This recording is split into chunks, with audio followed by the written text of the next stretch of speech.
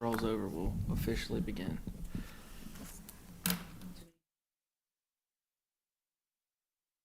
Yeah, if you plan on speaking. Yeah, it just depends on what you Maybe. gotta say.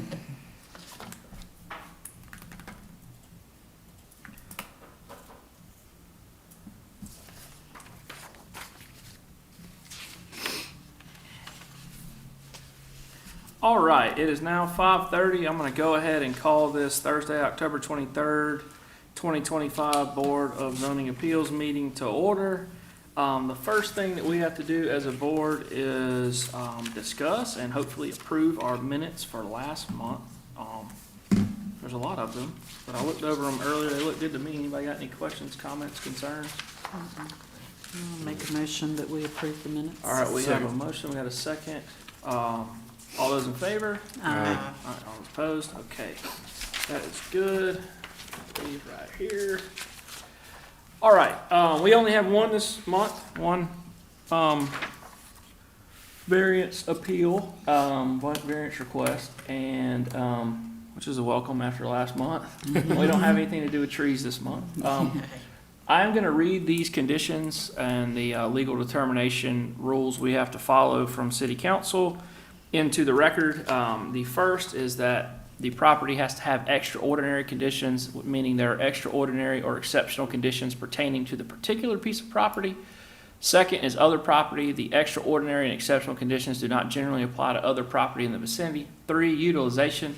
Because of the extraordinary or exceptional conditions, the application of the ordinance to a particular piece of property would effectively prohibit or unreasonably restrict the utilization of the property. And lastly, detriment. The authorization of a variance will not be of substantial detriment to the adjacent property or the public good, and the character of the district will not be harmed by granting a variance. So let's keep those in mind as we go through today. And with that being said, I'll hand it over to city staff to introduce variance request A. This is a request for a variance from the strict application of the City of Conway's UDO, Table 6.1, dimensional requirements for residential zoning districts for the property located at 1216 Dunraven Court. The parcel located in the Newcastle subdivision is zoned R1 with setbacks of 20-foot front, 10-foot sides, and 20-foot rear. The applicant applied for a permit to add an addition to the existing single-family home. Unlike accessory structures, additions to existing homes must meet the setbacks for the zoning district. Upon review of the site plan, it was determined that the proposed addition encroaches into the side setback. Therefore, the permit cannot be approved by planning, and the applicant is requesting the following variance. Table 6.1, a 3.5-foot variance to allow a side setback of 6.5 foot instead of 10 foot in order to add an addition to the existing home. And Miss Roxanne is here if you have any questions. All right. And on the screen now is the addition that was added in 2020. Okay. Oh, I see. Okay, I got you.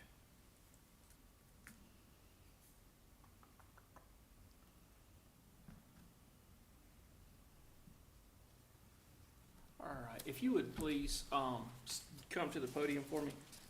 Will you please raise your right hand? You swear to tell the truth, the whole truth, and nothing but the truth? Yes, All right, and if you could, please state your name for the record. Roxanne Koitek. All right, and Ms. Koitek, do you have anything that you'd like to add to the record in addition to what's been already provided to us and read into the record by staff? No. Okay. All right, we may have a few questions for you as we look everything over.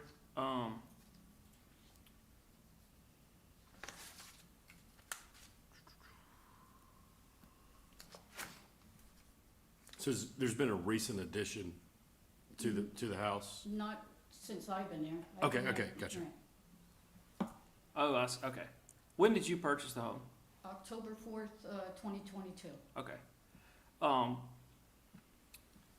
Looking at the site plans, obviously when we went through the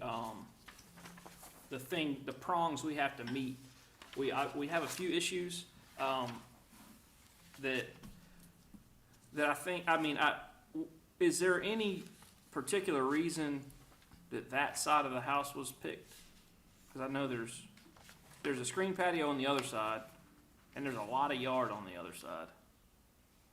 So just curious. The other side of the house where there's a lot of yard over there, Okay, all of that is not mine. Santee Cooper owns a lot of it because of the wires going through it. okay, So that can't run. Plus, where I wanna put it, there's a bedroom there, and I wanna put a sitting room there for my sister. okay. And the blue on the screen is a 20-foot drainage easement Okay. that you can put a fence in, but you can't put Okay. a structure in. But can a structure go all the way up to that easement? Just, Yes, okay, it could. that's what I thought. So when we're looking at the four things that we have to meet, the first is the extraordinary conditions. Although I certainly understand your situation and I appreciate that, these properties, especially in these planned developments, by their very nature, every piece is almost the same as far as these type of things are concerned. And that kind of leads down to other property. These conditions apply to every single piece of property in that neighborhood, and they really apply to every single piece of property in the entire city. Because we have these setback rules for different things, and if we were to grant something like this, allowing you to put an additional structure in the setback with really no other issues surrounding it, we would then be opening ourselves up to every single request that anybody made to build anything in the setback. We would really have no way to tell them no.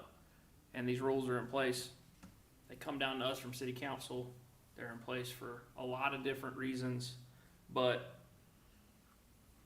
we can't really, we like telling people yes. We can't always do it. That's why we're here. It's difficult to tell people no, but with this one, we don't really have extraordinary conditions. If we did, they would apply to at least every other property in the neighborhood. Obviously, we don't have a utilization issue because it looks like you have, on the property, you already have a very nice single-family home with a pool, you have a porch, so it's not really restricting the utilization as a single-family home.